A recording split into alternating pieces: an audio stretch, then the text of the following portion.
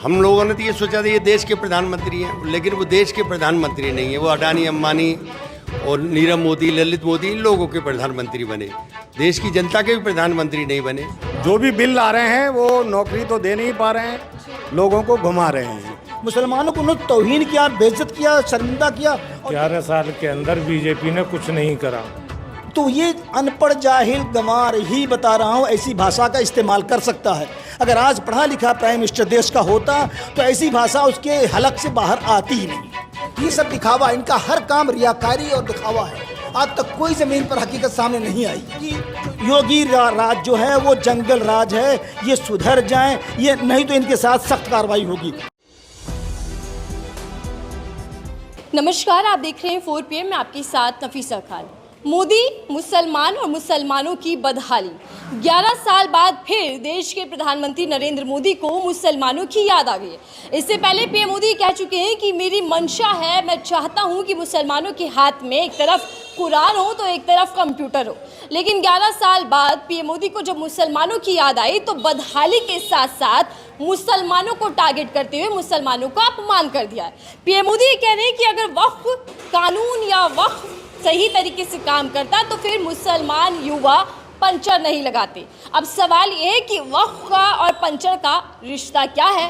सवाल ये भी है कि 11 साल बाद पीएम मोदी को मुसलमानों की याद आई भी तो टारगेट करते हुए उनका अपमान कर दिया। और सवाल ये भी है कि क्या देश में 11 साल बीत जाने के बाद भी पीएम मोदी अपनी जिम्मेदारियों से पल्ला झाड़ते हुए कांग्रेस पार्टी पर ही हमलावर हैं? क्या 11 साल में मुसलमानों की जिम्मेदारी पीएम मोदी की नहीं बनती? कितना हुआ मुसलमानों का विकास 11 साल के भीतर, जानते हैं समझ से। मैं यहाँ से रोड किनारे कह लीजिएगा, फिर कह लीजिएगा कि यहाँ पर एक बैठक लगती है रोज़। यहाँ पर लोग जो मुस्लिम समुदाय के लोग हैं वो इकट्ठा होते हैं, तमाम चीज़ों पर चर्चा करते हैं। तो मैंने सोचा कि इन्हीं लोगों से समझा जाए और बातचीत की जाए कि आखिर वक्फ और मुसलमान और मोदी सरकार कितना विकास हुआ, कितना तुष्टीकरण हुआ और कितना प्रताड़ित हो रहा है देश का मुसलमान। शुरुआत आपसे करती हूँ सर। आपने बयान तो सुना होगा, पीएम मोदी का लंबा चौड़ा भाषण था कल का, और पीएम मोदी ये कह रहे हैं कि अगर वक्फ सही तरीके से काम करता तो मुसलमान जो युवा हैं वो पंचर नहीं लगाते। क्या समझ आ रहा है इस बयान से? खाली वक्त की वजह से थोड़े मुसलमान पीछे रह गया। हुकूमतों ने भी नज़रअंदाज किया मुसलमानों को। मुसलमानों ने कांग्रेस को नकारा, मोदी जी को वोट दिया 2014 में। उन्होंने सोचा सबका साथ, सबका विकास, सबका विश्वास उनका नारा था। उसमें मुसलमानों ने यकीन किया और 30-40% मुसलमानों ने मोदी जी को वोट भी दिया। मोदी जी ने उसका फ़ायदा उठाया, प्रधानमंत्री बने, देश के प्रधानमंत्री बने। हम लोगों ने तो ये सोचा था ये देश के प्रधानमंत्री हैं, लेकिन वो देश के प्रधानमंत्री नहीं है। वो अडानी, अंबानी और नीरव मोदी, ललित मोदी, इन लोगों के प्रधानमंत्री बने, देश की जनता के भी प्रधानमंत्री नहीं बने। आज देखिए कितना बुरा हाल है, हर जगह मारकाट मची हुई है। यूपी में ठाकुरों के लड़कों ने दलित के लड़के को जिंदा जला दिया, सिर्फ इस वजह से कि उसने गेहूं का बोझ ढोने के लिए मना कर दिया। योगी जी के गृह क्षेत्र में बनारस में नहीं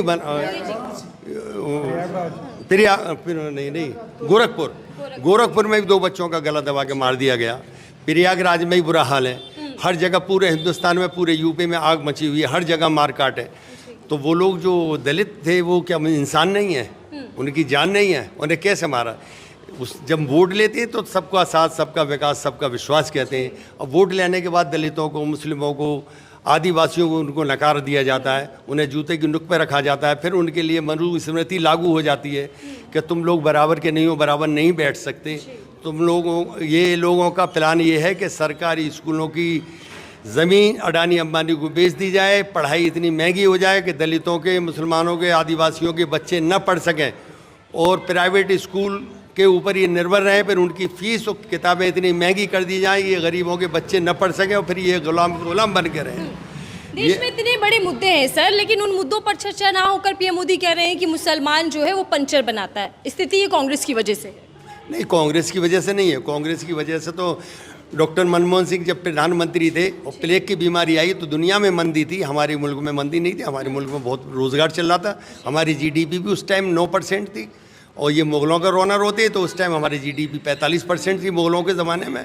हमारे टाइम में सोने का सिक्का और चांदी के सिक्के चलते, गिन्नी अशरफियाँ चलती थी। आज इन्हें कागज़ और लोहे का सिक्का पैदा नहीं है।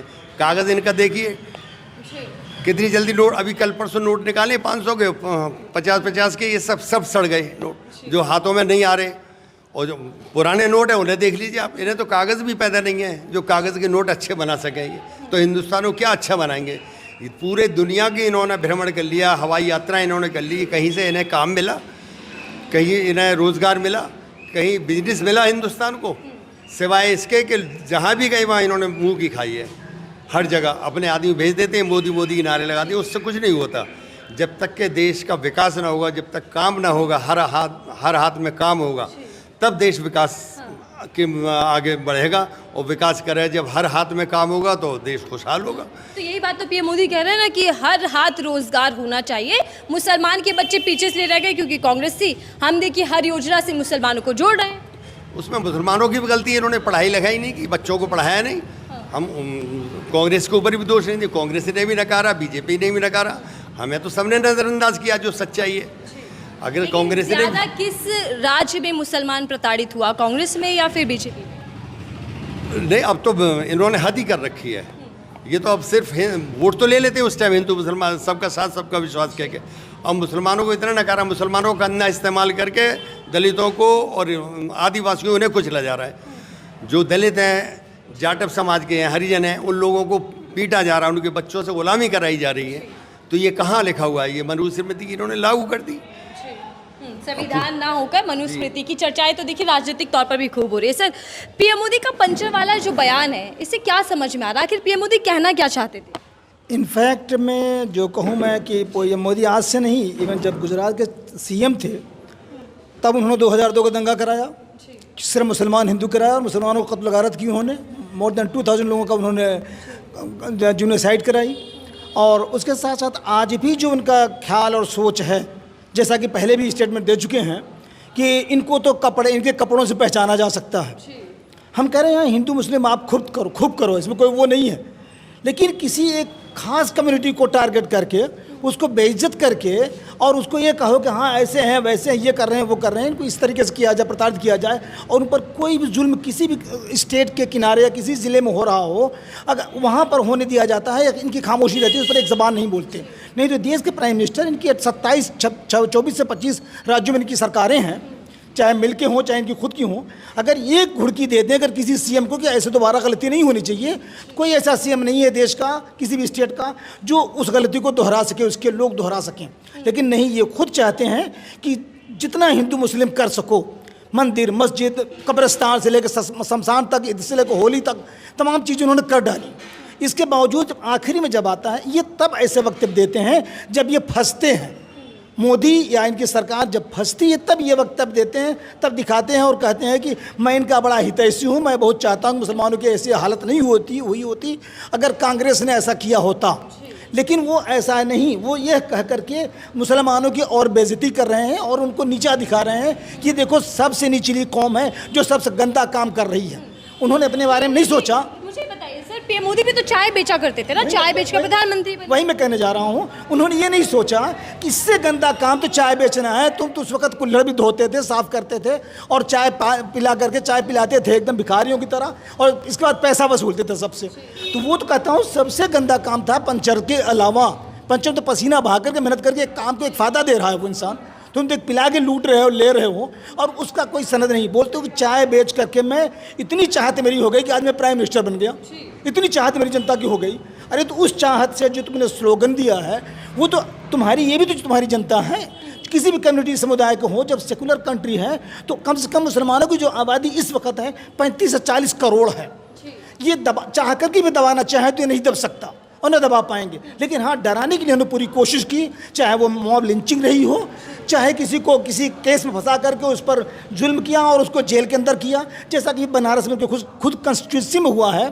मिश्रा जी थे, सपा के एमपी, इनके खिलाफ लड़े थे इलेक्शन, तो उन्होंने तब से देखा था। आज उन पर करनी सेना वालों ने हमला कर दिया, हमला करने के बाद उनको उल्टे उन पर केस लगा के उन्हीं को जेल कर दिया, और दूसरे करनी सेना वालों ने उस पर इल्ज़ाम लगा दिया और मानहानि का दावा ठोक दिया, भाई हम पर इल्ज़ाम लगा रहे, हमने ऐसा किया ही नहीं है। तो ये सब कुछ इनकी हुकूमत में हो रहा है। देश के अंदर करनी सेना वाला विवाद भी चल रहा है, वो तलवारें लेकर खुलेआम घूम रहे हैं, लेकिन सड़क पर नमाज पढ़ने पर पाबंदी है।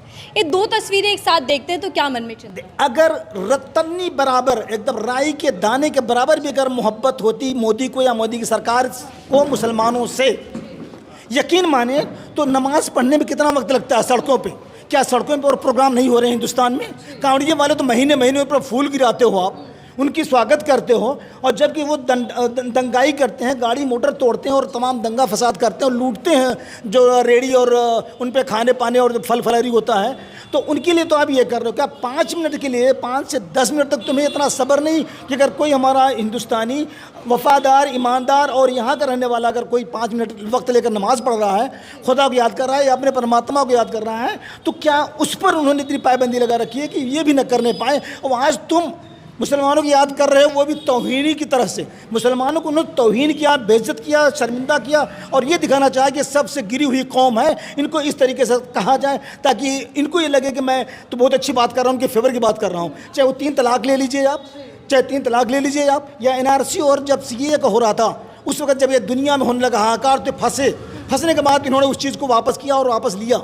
आज वही ये देख रहे हैं कि हिंदुस्तान में पूरे सूबे में, पूरे ज़िले में वक्फ बोर्ड के खिलाफ सब जगह प्रदर्शन हो रहा है, प्रोटेस्ट हो रहा है और बहुत जोर खरोश हो रहा है। उसमें सब जाति के लोग शामिल हैं, सिर्फ मुसलमान ही नहीं है, हिंदुओं ने चढ़ बढ़ करके हिस्सा लिया है।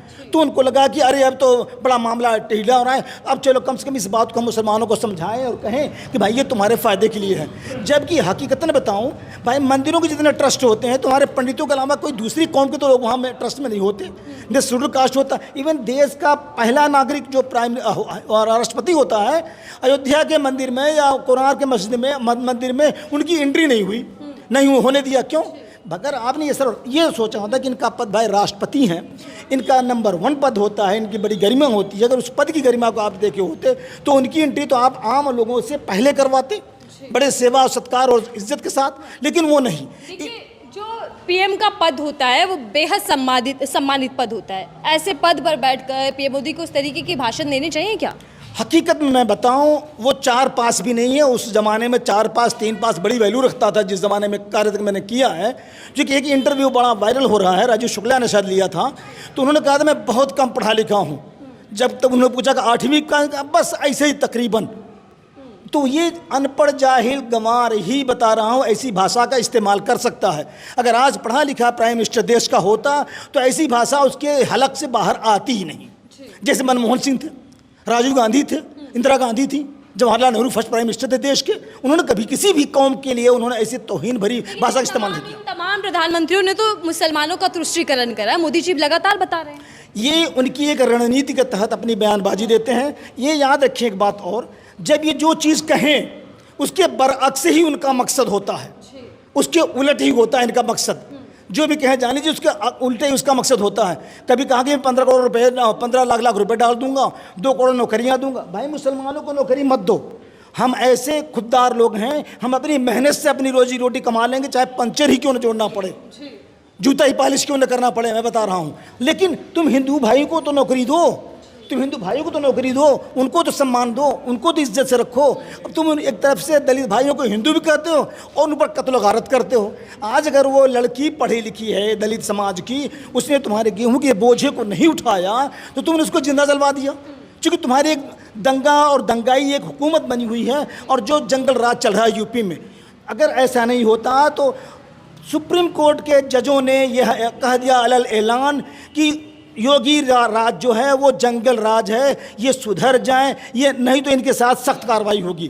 और इनके इतने, हाँ बिल्कुल, और इतने नहीं, इन्होंने 10 गवर्नर जो हैं, जो इनके बड़े पदों पे हैं, राज्य के नंबर 1 पद माना जाता है, उन राज्यपालों को भी इन्होंने घुड़की लगाई। और इतिहास गवाह है, पहली बार आज़ादी के बाद इतिहास में सुप्रीम कोर्ट ने राष्ट्रपति को भी नोटिस दिया। तो उन्होंने फिर ऑर्डर पास किया कि राज्यपाल हो या राष्ट्रपति हो, अगर विधानसभा या लोकसभा से कोई कानून पारित होता है तो अगर वो नहीं साइन करते तब भी वह कानून वैध माना जाएगा और उसका गजट बनेगा। तो उन्होंने अलग ऐलान कह दिया। अब ये बात बताइए कि वह जो वक्फ कानून है वो तो संसद से पास हुआ है, फिर उसका इतना विरोध क्यों? बिल्कुल सही कह रहा हूँ। संसद में जो एक जेपीसी बनाई गई थी, पहले बार जब उन्होंने पुटअप किया था तो जेपीसी बनाई गई थी, तो जेपीसी के जो सदस्य और अपोजिशन पार्टियों के थे, उन लोगों ने जो अपना प्रपोजल दिया उसमें एक लफ्ज़ एक शब्द नहीं ऐड किया, उनको दरकिनार कर दिया और अपने तरफ से कहा, कहता वक्फ बोर्ड में अगर 8 मेंबर हैं तो 2 नॉन मुस्लिम होंगे, 2 गैर मुसलमान होंगे। भाई हमारे अंगने का उन्हीं का डायलॉग है कि भाई मेरे अंगने में तुम्हारा क्या काम है। जो हमारा वक्फ बोर्ड है, हमारे पुरखों ने अदायगी की और वक्फ किया है। वक्फ होता है अल्लाह के नाम से वक्फ किया उन्होंने, अपनी ज़मीन को, अपनी जायदाद को, आने वाली हमारी कौम को, हमारे कम्युनिटी के लोगों को फ़ायदा उससे मिले। अच्छा, तो उस फ़ायदे के लिए अब वो तुम्हारी आंखों में कटक रहा है कि वो ज़मीनें जिस तरीके से अडानी ने वक्फ बोर्ड की ज़मीन पर अपना घर बनाया है, उसका क्या नाम है, जो मुंबई में है और कई जगहों पर, हाँ बिल्कुल सही कह रहे हैं आप। तो उसके खिंचने और उसके गिरने की जब नौबत आई तो उन्होंने ये कानून बनाना शुरू किया। ये एक तनिक बात अपने दोस्त की बर्दाश्त नहीं कर सकते कि अडानी को संरक्षण दे रही है सरकार ताकि जमीन ना छिने। और ये इतने नहीं, वक्फ बोर्ड की ज़मीनों पे जो आज मुगलों ने, हमारे पुरखों ने जो मिल्कियतें बनाकर गए हैं वो लोग, आज उन पर करोड़ों की गुआही डेली हो रही है।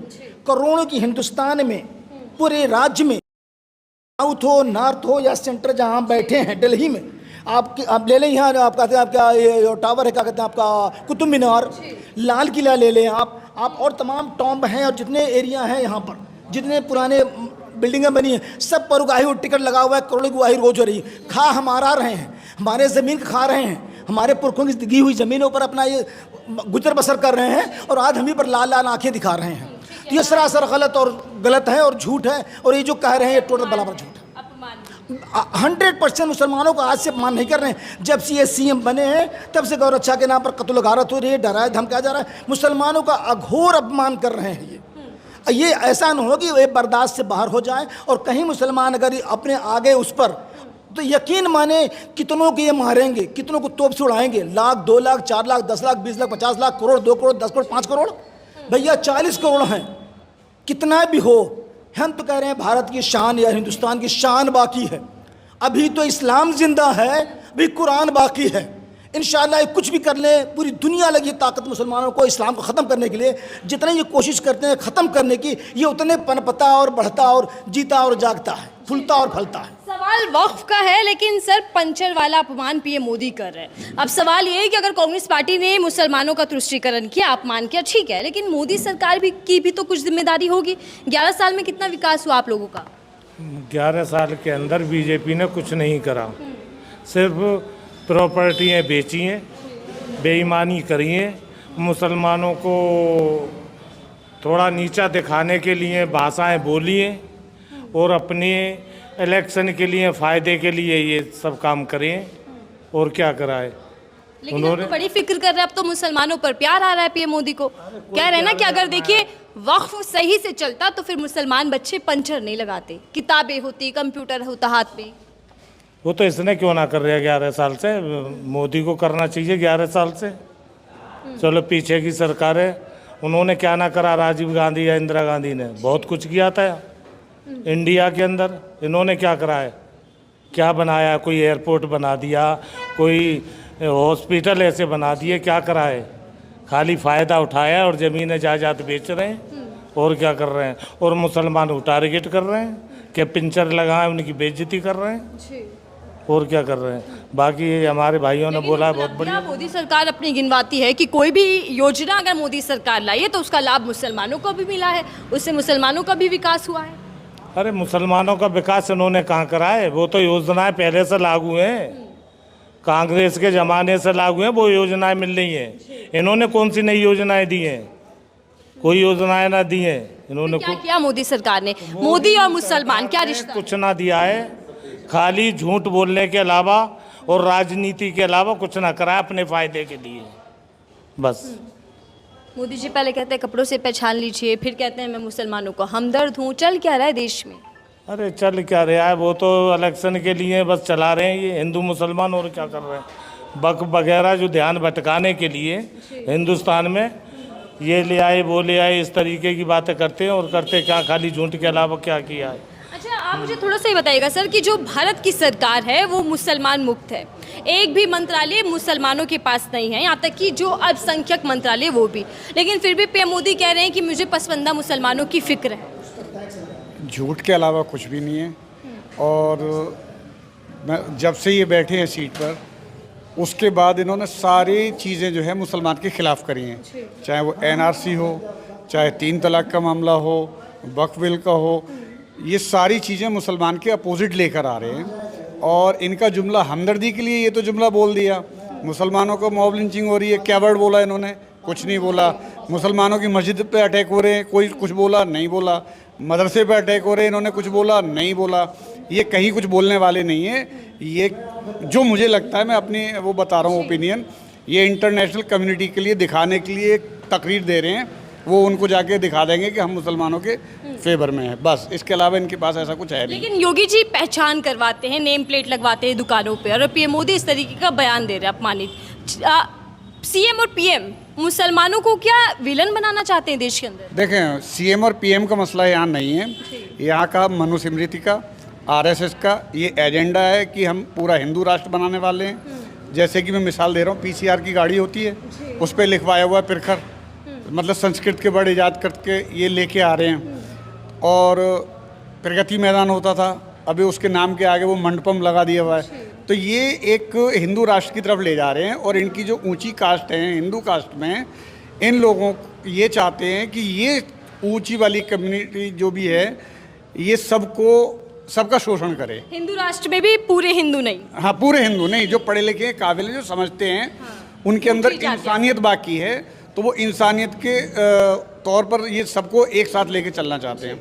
लेकिन हमारे यहाँ के सीएम हैं, एक नहीं कई सीएम हैं, पीएम हैं, इनका तो सिर्फ एक ही फोकस है कि मुसलमान को किसी तरह से, उनकी ज़ुबानी प्रेजेंटेशन में ही मुसलमान नीचे है और फैक्चुअल भी यही चीज़ें हैं सारी। ठीक है, मतलब अब चाहे करनी और कथनी कुछ भी हो, लेकिन जो बयानों से पता चल रहा है उसमें कहीं ना कहीं मुसलमानों को विलन बताया जा रहा है। सर मुझे बताइए कि पीएम मोदी लगातार ये कह रहे हैं कि पसमानदा मुसलमान जो गरीब रह गया, जो पिछड़ा रह गया, उसका विकास करना, इसीलिए ये वक्फ कानून बदला गया। लेकिन सवाल ये भी है कि क्या भारत की सरकार में मुसलमानों को जगह नहीं देनी चाहिए थी? तीसरा कार्यकाल लेकिन मुसलमान मुक्त सरकार, कैसे देखते हैं इसको?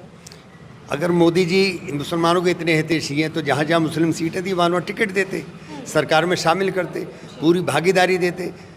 जितनी जिसकी भागीदारी उतनी उसकी हिस्सेदारी, उस हिसाब से सीट देती है। जैसे बहन कुमारी मायावती देती हैं यूपी में, जहाँ मुस्लिम सीटें मुस्लिम देती हैं, जहाँ ठाकुर है ठाकुर देती हैं, जहाँ ब्राह्मण है वहाँ देते हैं। लेकिन मोदी जी तो ये कांग्रेस को याद दिला रहे हैं कि अपना अध्यक्ष मुसलमान दो, टिकट मुसलमानों को दो, जबकि खुद भी एक भी मुसलमानों को टिकट नहीं देते। ये सिर्फ गुमराही करने वाली बात है कि मुसलमान को अध्यक्ष बना दो। अध्यक्ष बनाने से क्या हो जाएगा?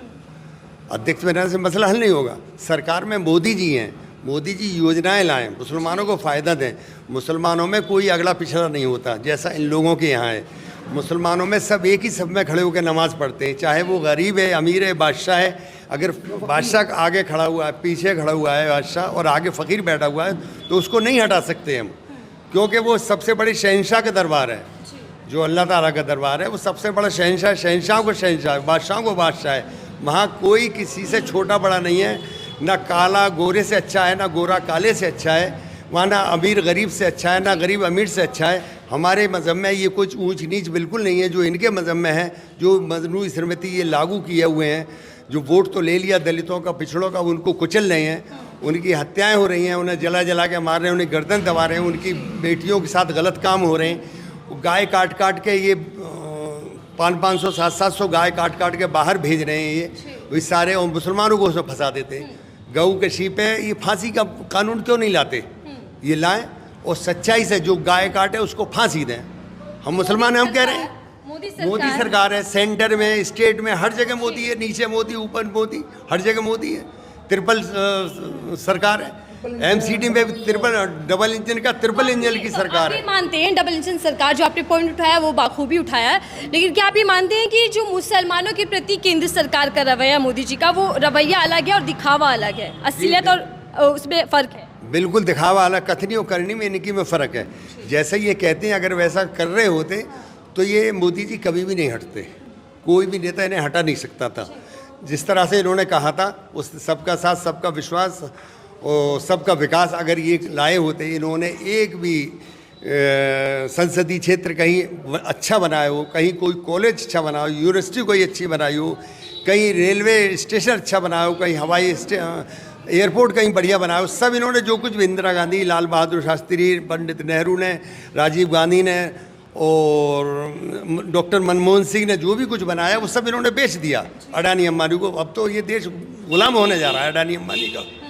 इनकी प्लानिंग ये है कि जिस तरह पहले गुलाम थे आदिवासी और दलित, उस तरह ये फिर उसी लेवल पे आ जाए और इन लोगों के गुलाम बन के रहें, इनके बराबर कुर्सियों पर न बैठे। हम तो हरिजन आएगा उसको भी गले लगाते हैं, उसको भी बराबर बैठाते हैं, दलित आता है, जाटा आता है, उसको भी हम गले लगाते हैं, उसको बराबर बैठाते हैं। कल भीमराव अम्बेडकर का जन्मदिन हुआ, हम लोगों ने सबने खुशी मनाई, उनका अम्बेडकर जन्मदिन उसी मनाया। दौरान पीएम मोदी का ये बयान भी आया। बिल्कुल।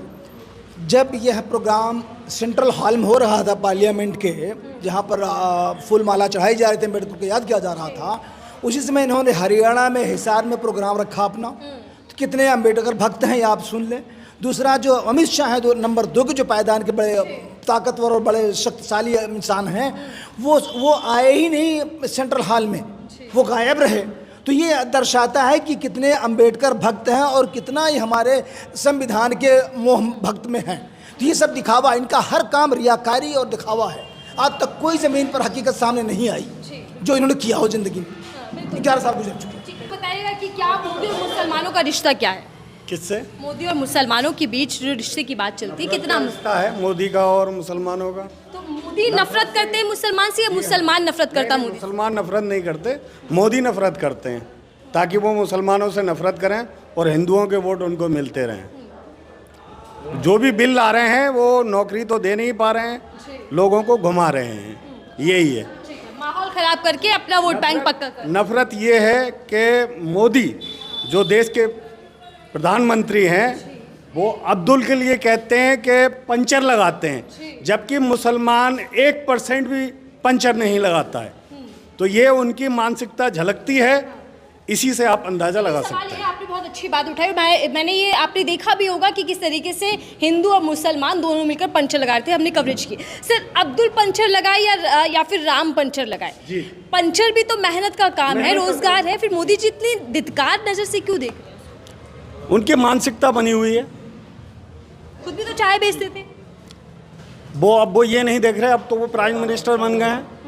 अच्छा, तो जो छोटा काम कर रहे हैं वो मोदी जी के लिए सम्मान लायक? जी जी आप ही कह जी, ये घटिया मानसिकता। घटिया मानसिकता है। चलिए ठीक है। देखिए, जहाँ एक तरफ पीएम मोदी के इस बयान को लेकर राजनीतिक तौर पर विपक्ष लगातार हमलावर है, तो वहीं मुसलमान समुदाय इस बयान को लेकर क्या सोचता है वो हमने आपको बताया। लेकिन सवाल अहम यही है कि क्या पुरानी सरकारों को कोसने से काम चल पाएगा, या मोदी सरकार अपनी जिम्मेदारी को समझते हुए सबके साथ सबके विकास के नारे को गढ़ते हुए मुसलमानों को भी बराबरी का अधिकार दिला पाएंगे? आपकी इस रिपोर्ट को लेकर क्या राय जरूर साझा कीजिएगा। देखते रहिए 4 PM, मैं थी आपके साथ नफीसा खान।